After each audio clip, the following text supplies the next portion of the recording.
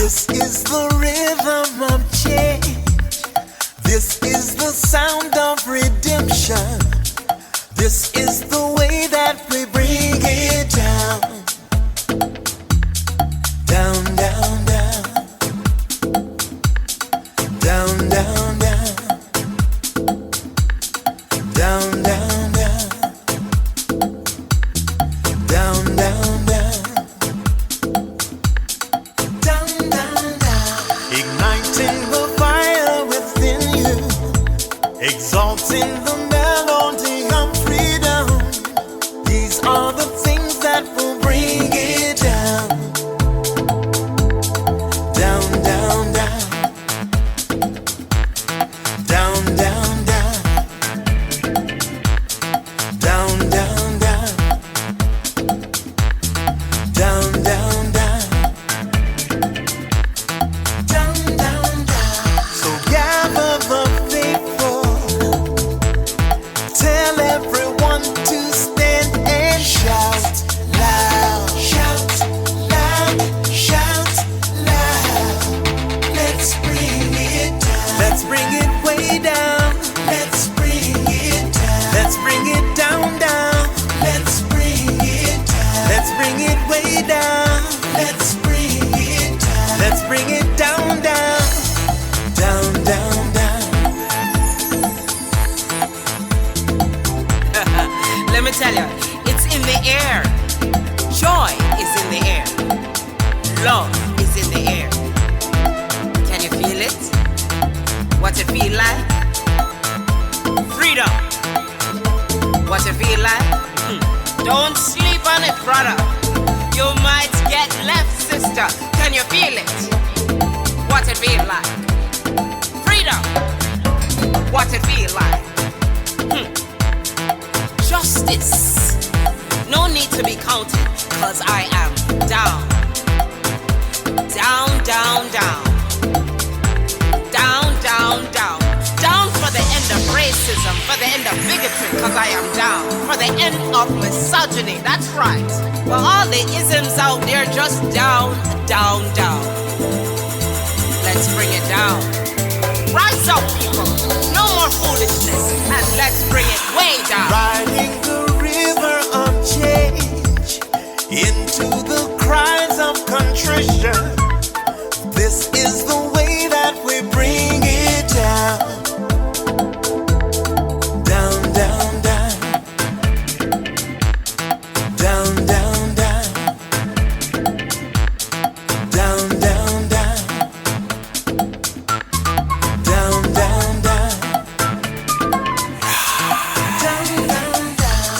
We are the children of Eden, dancing and celebrating freedom. We are the ones that must bring it down. Down, down, down. Down, down, down. Down, down, down. Down, down, down.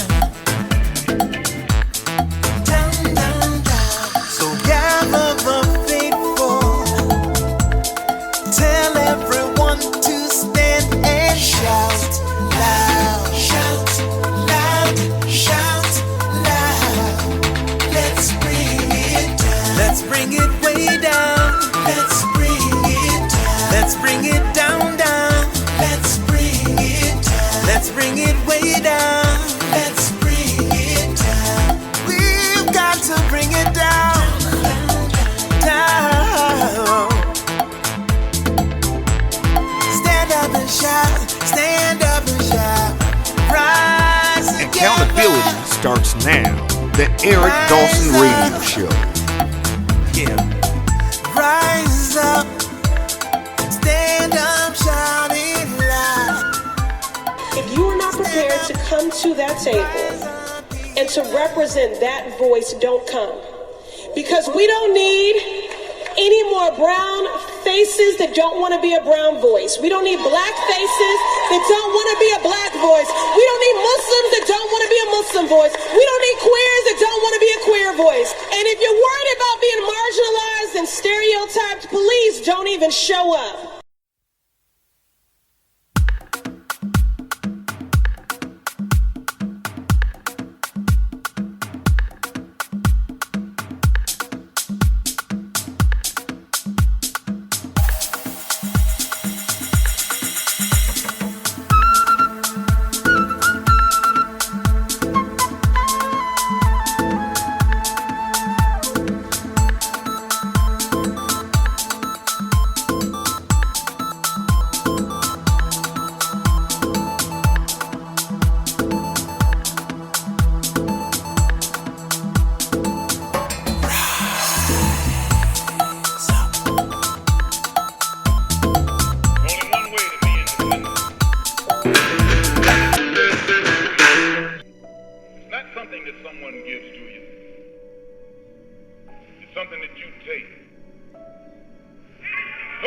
can give you independence.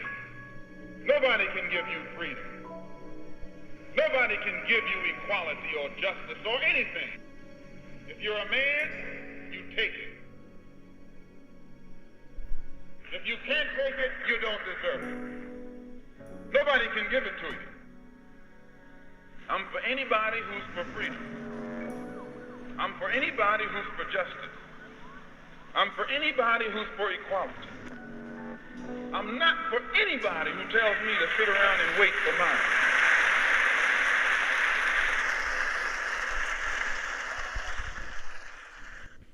Good morning, guys. Welcome to yet another episode of the Eric Dawson Radio Show. I'm here with my man, Vincent Squire. Good morning, world. How you doing? Hey, you know what, Vincent? It is world, man, because there are people from all over who listen to the show, who watch it and engage. So, yeah, welcome, everybody. Happy to have you here. Please hit the share button, visit our YouTube channel, hit the bell, hit the subscribe, copy the link, post it in your text messages, do all of those things. We have to continue to spread the word. So listen, I want to tell you how important spreading the word is. I got invited to, where is it? I'm trying to pull it up. So, and I want you guys to block it off too, because it's going to be pretty exciting. And anybody who can make it, I'll send you the information. But an organization called me and they said they wanted me to be a guest panelist for a discussion around independent media in New Jersey. And so this thing is going to be held March 18th at a coffee house in Amboy. On Amboy Avenue, in Edison rather, on Amboy Avenue. It's going to be from 7 to 9 p.m. There's going to be a live audience, so if you want to attend it, hit me up on the inbox. It should be fun. We should hang out, and we're going to chop it up about independent media. But it is important to have independent media because we see that the mainstream media, right, corporate-owned media, they drive a narrative that suits their very specific need. And it is through independent sources like this that we're able to have truthful and honest dialogue around the real issues that impact us on a hyper-local level. And so I talked to you guys about net neutrality, talked to you about how Facebook and Twitter and the rest of those guys need to be regulated. And we'll talk about Elizabeth Warren, but Elizabeth Warren at one point had Facebook in her sights.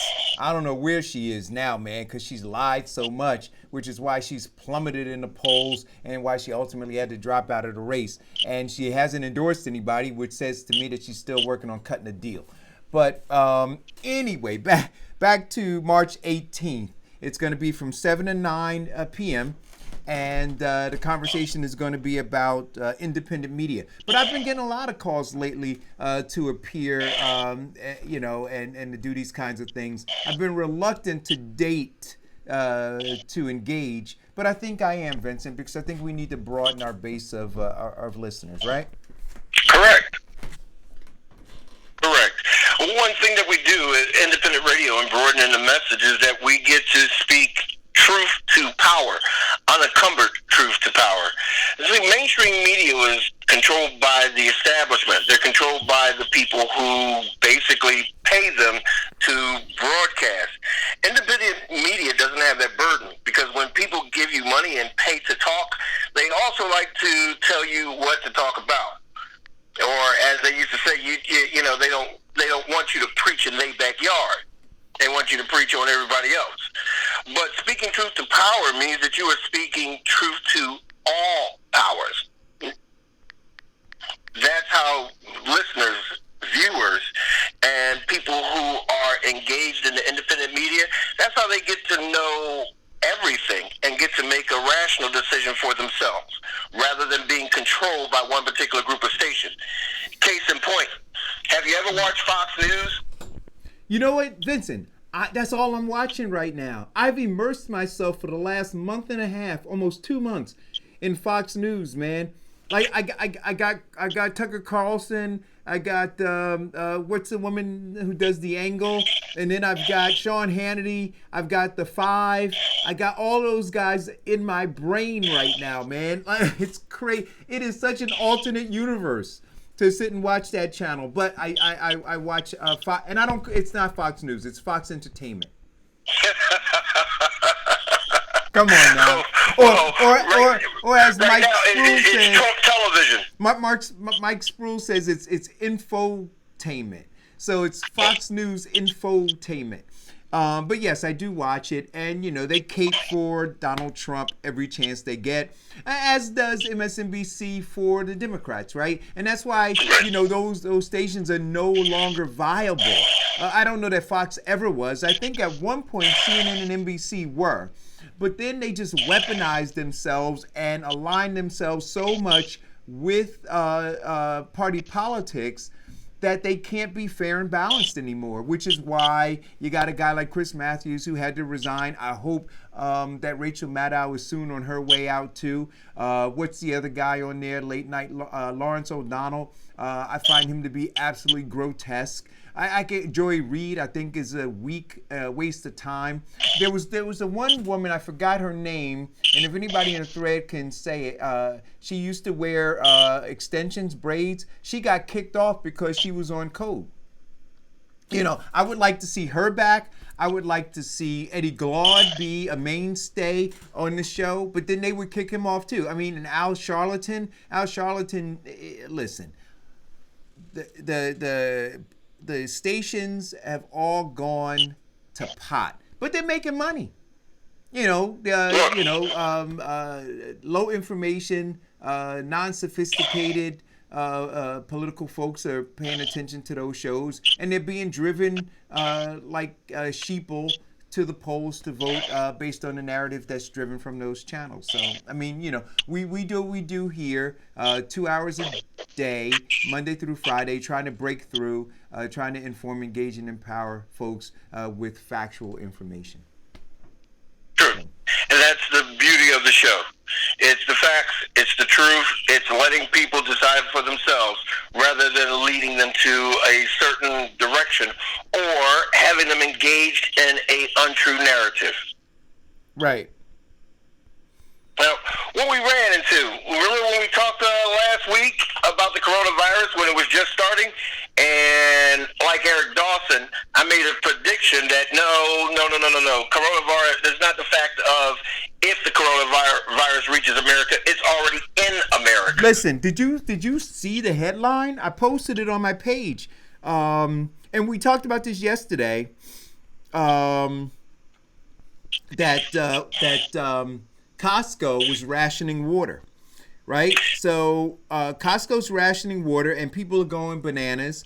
And beyond Costco rationing water, there was an article that came out. I'm trying to pull it up right now, and CNN Business, and the headline says, "It's crazy. Panic buying forces stores to limit purchases of toilet paper and masks." That's right. Yo, That's right. Well, look at Amazon. Masks have went from $2 a box to now $1,200 a box. Well, wait a minute. You know what? I had a debate, and I want to ask anybody in this thread, and I can't be in the thread. So, Vincent, if you're in the thread, maybe you can read what the comments are. For all of you guys who believe in capitalism, what's wrong with it going to $1,000? Right? It's what the market can bear, right? So if I had a bunch of masks and I want to sell them, and I'm the only one who have masks after an epidemic or a pandemic or whatever it's called occurs, and you can't go anywhere else to get masks but me. And the masks were $1 yesterday, but now I'm going to sell them for $2,000 because you can't go anywhere else. Why do you call that price gouging? Why isn't that just good old-fashioned capitalism? Well, it is good old-fashioned capitalism. The reason it's called price gouging is because this good old-fashioned capitalism is hurting people who want it. And here's the big thing about masks. Masks will not protect you from the coronavirus. Masks are designed to protect the people who are are infected to contain it within them. If you don't have the virus, then the mask does very little for you. The only thing that actually can really protect you from the coronavirus, if you don't have it, is the constant washing of your hands. We discussed this last week. Is that Americans are so used to not taking good sanitary techniques. Washing your hands. If people do wash their hands, they don't use soap. And if they do use soap, they don't wash it long enough for it to be effective. It takes an average of 20 seconds, just 20 seconds out of your life. They said that you can sing songs like Twinkle, Twinkle, Little Star, Happy Birthday, or if you're into the urban setting, the Stevie Wonder version. Right. Happy birthday to you. Exactly. That's what it takes to destroy the virus. Also, the big thing about, or the misuse of media about it, is the same level of the mismedia use of the 2000 scare, where everybody thought all the power was going to shut off, we were going to go into total anarchy, everybody was buying guns, buying bunker houses, all kinds of craziness, just over mass hysteria for nothing. Now, the biggest thing that we should have paid attention to was when Donald Trump couldn't get funding to build his wall. Under the Obama administration, one of the things that he got correct was the simple fact of this. He included a great deal of funding for disease control so that we can be the forefront of every disease or outbreak after the Ebola situation. And you see how masterfully they handled that. Right. Our scientists went in there, we got diseases, we found cures, we got people, feeling well, and people, very much informed about Ebola. And you see it's no longer a scare. Now, coronavirus, it has the same mechanisms or mechanics as like influenza, the flu, or cold, any other pneumonias, or pneumococcals, as they call them. It's relatively simple. It's a waterborne virus, or basic mucus or fluids. It can easily be contained with proper hygiene. Now, I'm not saying that everywhere you go, you carry your soap and water. If that's your thing, then fine, do it. But what I am saying is this. Stop. If you're touching objects, stop, one, touching your face, your nose, your eyes. But that's easier said than done. We know that we live in a society where people don't do that. In fact, how many times, Vincent, have you been in a public bathroom with guys, and you see them walk out of the bathroom, don't even wash their hands? I mean, this is just, you understand what I'm saying? So this is just the reality of the world that we live in, that people are not, don't have good hygiene habits. And so because they don't, this is why we have the problem that we have. So listen, I'm going to go and search my basement, and I'm going to see how many masks I have, man. And I'm going to throw them up on Amazon for $1,000 each too. Maybe the ones that I've used I can get $250 for. We'll see. Hey, brother, listen, you should use a good campaign strategy, and all the masks that you're selling for $1,000. Put my logo on them? Put your logo on it. Eric Dawson Show, Eric Dawson for Congress. No, I could only do that if I'm a Republican. Then I can do that, right? Because I'm showing true capitalism. Hey, I read the book. Why should white people have all the fun? I mean, come on. That is pretty funny. But listen, guys, on the real, you got to stock up on that toilet paper. That's important. You got to stock up on the water. And like I said, I don't know why people go for the bread, but they do. It is getting serious. It is getting more and more serious. And I heard on the news today before I came down to the studio that they found more cases of people who are infected, and that's just going to continue now, right? Yes. Outbreaks in Delaware County in Pennsylvania, Bucks County, a lot of the other places. It is breaking out. It's here. We need to be careful. Yeah. So, folks, careful. In fact, you know what? And I think I mentioned this yesterday. When I'm done with today's show, because I've had a runny nose for the last couple of days. I'm just gonna go to my doctor and get myself checked out. Well, I got bad news for you. If you're getting checked for the coronavirus, there are no test kits available. In fact, the biggest lie that Donald Trump said, or the latest lie that Donald Trump said. Wait. Are you so I can't go get tested? No, you can't. So if I have it, I just got it. You have it, you got it. And so when I head out today, all the people I'm gonna hug and kiss, I'm just spreading the love. Yes. Well, there's a team from Johns Hopkins and another team in College of New York that have found a way to actually detect coronavirus without the test kits. A CAT scan of your lungs.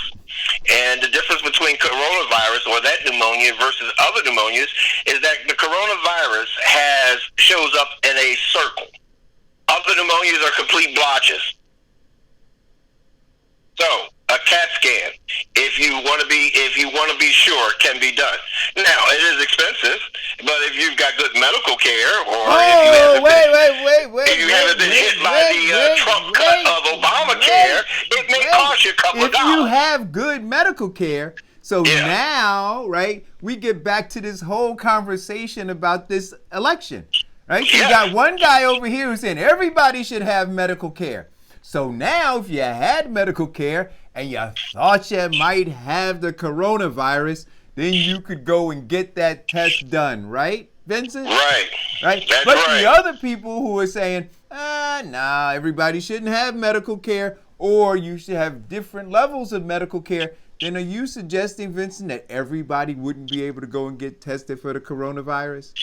Not if you don't. You can get tested, and doctors cannot refuse you. But what they can do is deter you.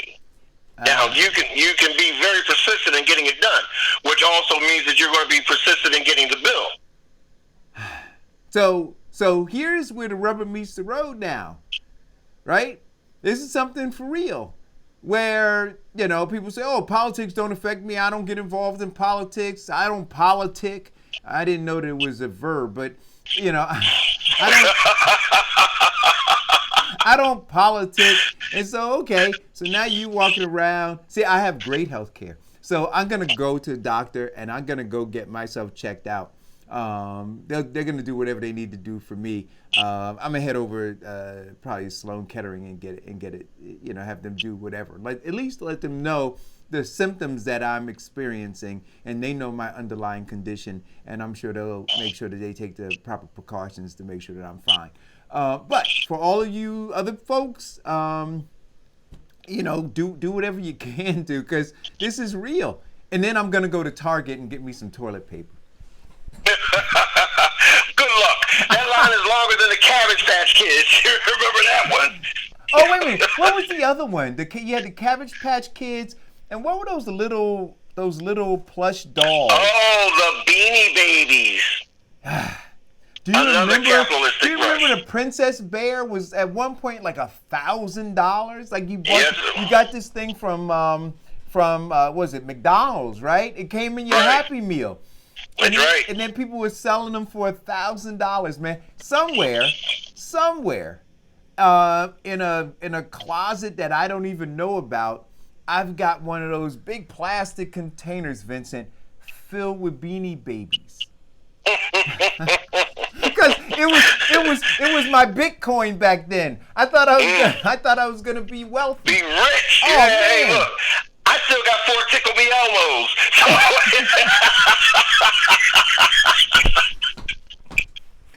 Oh, I remember that too. I'll be giving them to my great grandkids one day. Here you go. Here's $1,000 Tickle Me Elmo. Pop loves you. Oh my gosh. I remember that, man. Standing in line during the Christmas season, man, you couldn't get it. And then people, again, they were on eBay and they were selling them for a bunch of money. That's right. Oh my God. That's right. See, that's the problem of hysteria, bad media press, and greed. And that's what we're running into with this coronavirus. So what do you think a roll of Scott's toilet paper, two-ply or, wait a minute, are you a two-ply guy, Vincent? Actually, I'm a little bit of a caveman. I'm whatever, the white puts in the stall for me. What's available, huh? Yeah. Yeah. Yeah. I'm a 2-ply guy. I'm not an overly plush 2-ply guy. Oh, well, see, you have to engage with more women in your life. See, now we've got the, ultra plush. No, I can't do the ultra. No, because then it's almost like it ceases to be toilet paper at that point, and it almost is like a towel. You know? Yeah, exactly. Yeah. Well, toilet paper is at some point in time is going to be too expensive to use. Go back out to the outhouse, right? Grab a leaf or two. There you go. Get some leaves and make it happen. How did this conversation get to this? I don't know. But anyway, on the serious side, guys, take care of yourselves, please. Hey, listen, that guy, what was his name in Alabama? Was executed yesterday. Woods was his last name. And there was a lot of controversy because there was a person who was also arrested who's on death row there. I think his name is Scott, who confessed to the whole crime. Right. He said that Woods didn't do it at all. He said, in fact, when he opened fire, he said Woods took to running. These two guys were selling crack in a crack house. And he said, listen, man, you got to carry your heater with you at all times because you never know what's going to pop off. And apparently he had it laying on his lap. He heard some rumblings going on in the crack den. And he looked out the window, saw some police cars. But according to his testimony, he thought the police were on the outside. And he thought maybe some crackhead was trying to steal his stash on the inside of the house. So, he got ready.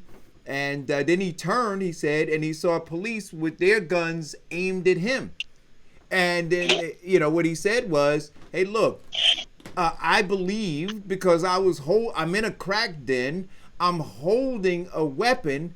The police have their guns on me. I thought that they were going to shoot me, so I shot first because I didn't want to die. That's his testimony. So he's owning it. And he's on death row, so he's gonna be executed for what he did. But what he's saying is that Woods had nothing to do with it. So they asked the governor for a stay of execution. They went to the Supreme Court to get a stay of execution. The Supreme Court didn't want to hear it. The governor denied it, and this man was executed. Now, here's my issue. If he did it, then he has to pay whatever the crime is, right? I mean, whatever the punishment is. But we know, Vincent, especially when it comes to black folk, how many innocent black people were put to death. How many innocent black people are sitting in prison right now. And so you have to be, so when you now have a Supreme Court that has an opportunity to double check, triple check, like my man Ross Perot said, measure twice, cut once, right? And when you have an opportunity to do that, especially when a life hangs in the balance, and you push it off your desk like it was just a menial task that you didn't want to be bothered with, we have a problem. We do. And what we find in our justice system, there is an inequality of justice for people of color.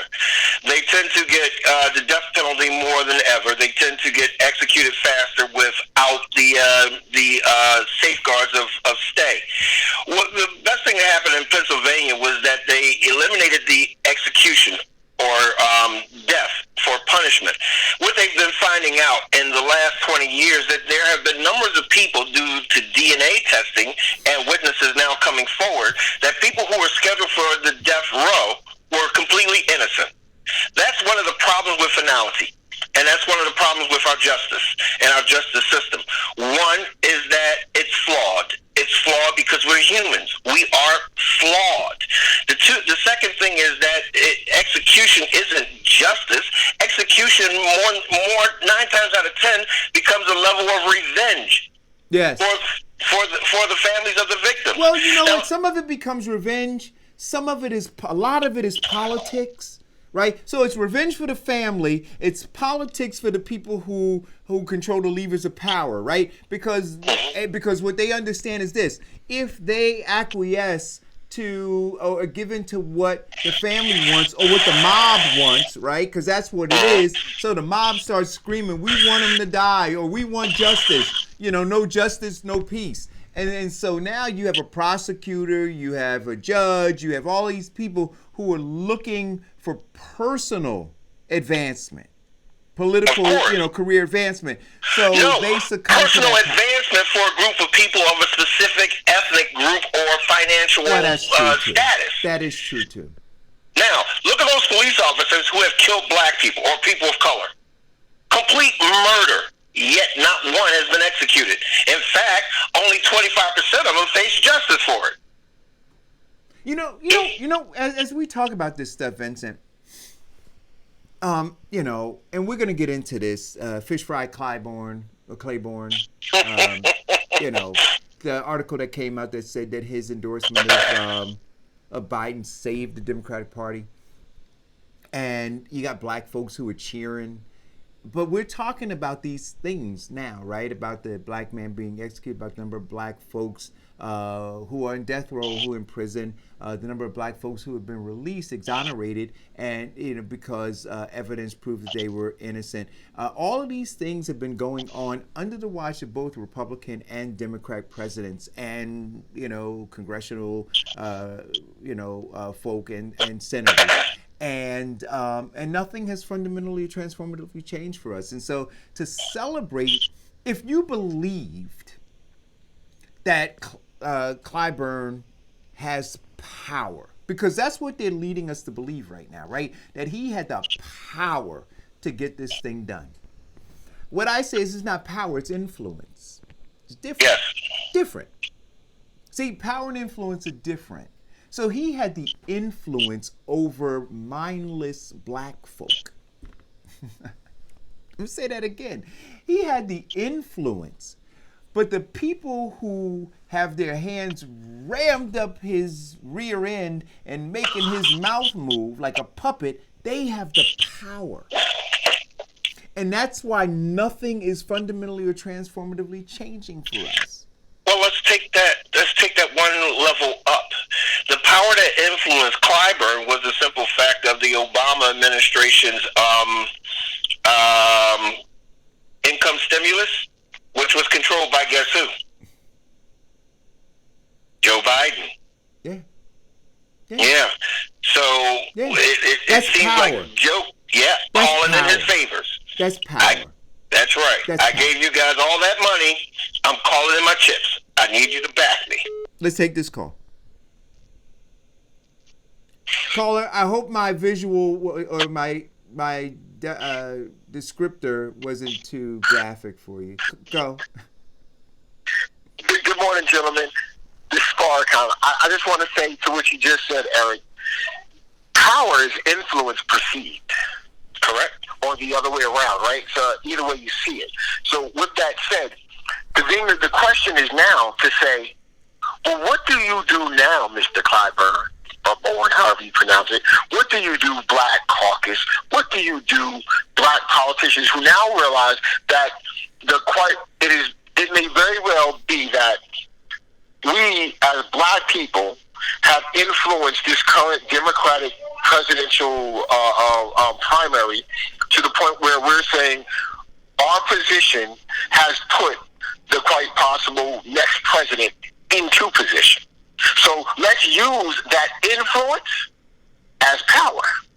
No, we can't. But it's different. But here's the, I'm gonna tell you why. That's where we should be at now. But here's the difference. I'm not arguing with you. I'm just saying that that's what we need to be saying. Even now on your show. But I'm explaining. Right? Tell Black people to say to Clyburn, let's use this for something now. But I'm explaining to you the difference, right? So let's take the elephant. The elephant is powerful, right? But the elephant doesn't really understand its power. So that's what you want us to do, understand our power. But we've been so conditioned like the elephant. And we told the story before about the elephant, right? That as a baby, they take a big stake and they stake it in the ground, put a big chain around the elephant's neck as a baby. So the elephant realizes that it can't move. But as the elephant gets older, but has already been conditioned that it can't move, they can remove that chain and they could take a piece of thread and tie it around the elephant's and attach it to a toothpick in the ground. And the elephant won't move because it believes that that thing is as strong as the chain that held it once before. Let me finish my point. So when you're now saying that they're using with the situation with politics. Now, true, Bernie has had a lot of steam from the last two victories in the primaries. But what we have seen is that now with the influence of other congressmen and other people who have dropped out of the race, giving their endorsements to Vice President Biden, is that his movement is starting to go. What we have to do as voters is not follow the actual trends and herds, but look at the policies that they're presenting. Look at what they're promising to give to people. And if we do elect them, hold them accountable. We have constantly been giving our votes away for absolutely nothing. We have been constantly voting for these people who have done nothing for our communities. That's why we're in the position that we are now. If the black vote was so strong,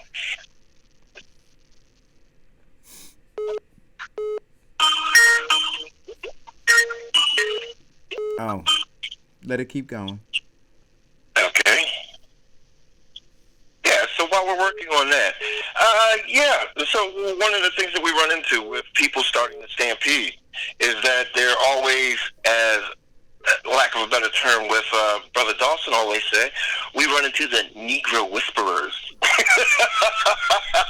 Yes, brother, it's always the Negro whisperer.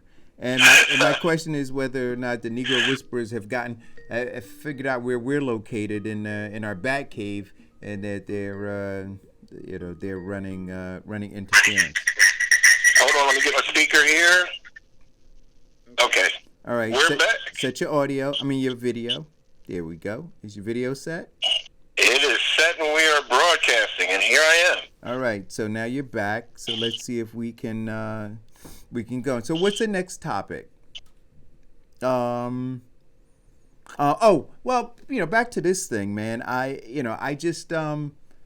My concern, Vincent, is always whether or not, whether you're talking about the coronavirus and the insurance stuff, or you're talking about these other issues, but all of it has to do with influence, has to do with politics, has to do with setting policy, right? So all of it has an impact on our lives, and so once again, for folks who say that they don't politic, then not, if you don't politics will run over you.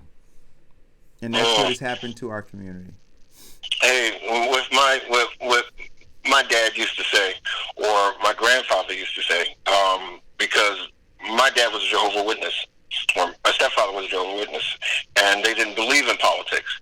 And my grandfather used to say to him this, a great deal of your relatives have given their lives in sacrifice so that you can have that opportunity to vote. And you sit up here and you talk about the government, but you do nothing about it. Then you should sit down and be silent because you've done nothing to prevent it. We have talked about Donald Trump, and the truth is that people were the black vote was so divided, trying to not pick the best candidate. But the last election, a lot of people were saying it was the choice of the lesser enemy or the lesser evil. So a majority of people decided not to vote. So we ended up with a president who cut funding for medical care, medical emergencies, and medical services to, one, prevent what we're going through now, the spread of the coronavirus in America. One, that would give people opportunity to see doctors at a reduced or a free cost if they are infected. He cut all of that so that he could build a wall to keep a campaign promise for people who are still climbing over that wall. Yeah. That's what happens when we don't get into the fight. And people look at, my one vote doesn't count. That's not true. The last election was by 1.2% of a margin. We look at it and we look at the size of the dog in the fight, and we forget about the size of the fight in the dog. Well, I question how much fight is in the dog, man. I question it all the time, Vincent. all the time. Yeah. Yes, because we get those. We also get some who give us lip service. Yeah, I'm going to vote. You know what? If I had a vote for everybody who said in my last election that they were going to vote for me, I would have won by a landslide. Right. You know, it's the simple fact of what Bernie experienced. People just said, "Okay, I'm all for you," but didn't come out to vote for him. And you know, and I still don't understand what that phenomenon is about. You know, you had all of these folks who,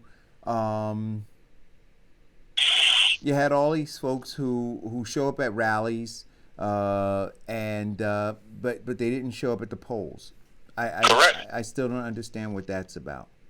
Do you know that every vote that we don't cast, that's 2 votes for the worst person? Where'd you get that stat from? Well, you look at to actually beat them, you have to beat them by 1. So There you go. That's right. Yeah. So if you don't vote at all,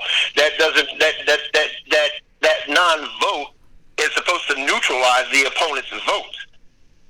And if you don't vote at all, that opponent now gains 2 votes. He's got the vote to win. He's got the vote that you didn't get and the vote to win. So you're looking at a situation where our 1 vote does count. Our 1 voice does count, because when we vote together and we speak collectively, that's how we exact change. But when we get people who say that they're going to do it, but yet make up an excuse not to do it, that's giving the enemy an advantage. That has to stop. It is time that we stand up. It is time that we stop talking about it and start doing it. See? Well, and go ahead. And when I started dating my wife, the big thing that she would pay attention to is not what I said to her, but what I did for her. Oh. That's what got her to be my wife. I can sit up here and promise you the world, but, you know, the truth, as they say, the proof is always in the pudding, is what you do that makes the difference. In our society, we have to stop saying it, put the proof in the pudding, and start doing it.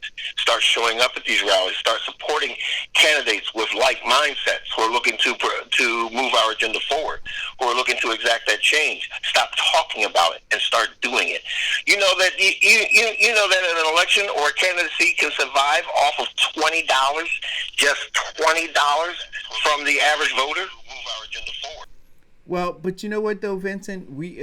I'm saying all of these things are great to talk about doing, but the conditioning, and I continue to say it, we got to go and look at the underlying condition of the patient, right? The patient is very sick, so the idea of talking about us being more engaged, being more involved, voting for the right person. There's a lot of work that has to be done to unbrainwash, if you will, the electorate. We're not built to look out for our own best interests. Right now, the way that we're built, again, and all you have to do is read the Willie Lynch letter and the making of a slave. Right? We were built to be slaves. See, we weren't born. See, I'm saying we weren't born to be slaves, right? But we were built. We were socially engineered. We were conditioned. We were brainwashed to be exactly what we are now. The operative word in that statement is were. Now, no doubt about it. Well, I'm not gonna. You know what? And no, and I don't think it is were. I think that we currently, if you look at the schools, if you look at everything, if you look at the laws that are still on the books here in this country, it is active. So it's not I shouldn't use the word were. It's not past tense. It's active. The Willie Lynch, it's all active. And so until we intercede on our own behalf, and like Malcolm said, if you're not willing to fight for it, you don't deserve it. But it is a fight. It is a fight. When I go into the prisons and I talk to men who have of course, experienced our criminal justice system and came up on the losing end of it. And looking at them and understanding the stigmatism and the mountain in which they have to climb for their redemption, I expressed to them that it can be done. Primarily, the first thing that it has to do, or the first thing that takes place in change, and using, I love the 12-step program and training and conditioning and coaching people to change their mindsets, because it's basically lined up with the Bible, called the Beatitudes. Part of that, and the most significant part of change or reconditioning, is changing the mind. And that's what you're doing on this show. You change the mindset and opinions of people with the truth, letting them know and understand that the false narrative that they've been believing in for the past hundreds of years has not worked for them, has failed them, has oppressed them, and has taught them to oppress their children. Changing begins in the mind. First, you say that I'm going to change, then you do it. Our people have been saying that we want change for a long time. It's now time that we step out and do it. Yeah, well, not that I'm not optimistic about it, but I am just realistic about it. And I really do. Much like a doctor who walks into, here's an example. My uncle, who I buried about a month ago now, when I took him to the doctor told us that he had cancer and it had spread